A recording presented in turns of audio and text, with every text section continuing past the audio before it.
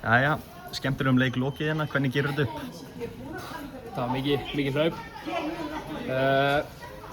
Við náum að verjast þeim vel.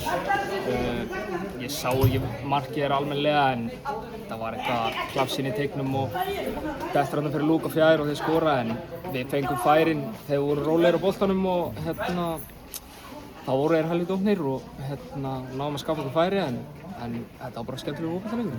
Þeir lágu aðeins á ykkur hana í lok fyrri hálfleik, kannski svolítið heppnir að komast með 1-0 í hálfleik. Já, ég meina Jökull og vörninn og bara allir vorum bara að henda okkur fyrir boltann og það skilaði bara því að við náum að blokka skotin þeirra og Jökull var að vera frábærlega í markinu. Hvað breytist svo í seinni? Þeir eru allt annað lið og eru það að ná að opna KR töluvert og komast í góða stöður?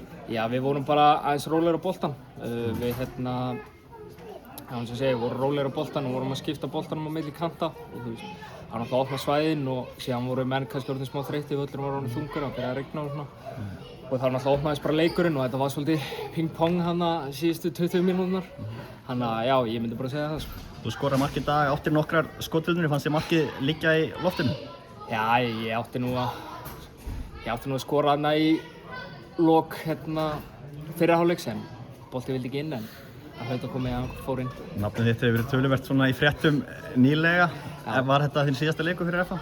Nei, allavega ekki eins og staðan er. Ég er leikmaður FH áfram, þannig ekkert sem að ég veit. Þú hefur orðar töluvert við Víkinga. Hvernig líst þér á þetta Víkingsverkefni? Ég meina, það er alltaf gott að fá áhuga frá stórum liðum og öðrum liðum en eins og ég segja, þá er ég bara leikmaður FH og ég veit ekki meira en það. Þú hefur alveg talað að þið langi að fara út og stóra markmið sé að fara út og Davíð Auðarsson talaði núna það nýlega að draumurinn hans væri að þú myndir klára tímabilið og fara svo út. Hvernig sér þú þetta? Hvað veist þú? Ef ég á að vera hreinskilinn við það, þá er ég ekki búinn að hugsa það. Ef ég á að vera hreinskilinn. Ég var bara að fókusa, þetta kom í gær og ég er bara að fókusa á leikinn sem var í kvöld og ég hef bara sáttur heim að kotta með 1 mark. Já, nú er nafnið búið að vera tölvöld í fréttum og þú setur hann liður kannski bara betur þegar aðeins svona. Já, auðvitað og þú veist, sterkt hann á jafntefli á móti KR en þú veist, auðvitað vildum við vinna þennan leik en þú veist, at the end of the day þá held ég bara stigið fínt fyrir okkur. Nú er þetta 8 leikir í röð án taps, hvað gerðist? Bara, það var reynda fínt að fara að byrja að breyta sér sigra. Þá myndi þetta líta aðeins betur út en ég menna þessi eins og deildin er að spilast, þú veist.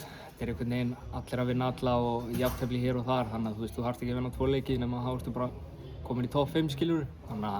En við erum á góðri vegferð og þú veist, það eru náttúrulega 9 leikmenn sem eru komnir inn og eru búin að vera frábæri fyrir okkur og hjálpa okkur mikið og síðan þessu ungu strákar heyrir alveg hlaupa eins og enginn sem morgundagurinn og það er bara, við erum bara orðin frábær liðsætt myndi ég segja. Takk hérlega fyrir og gangið vel. Takk.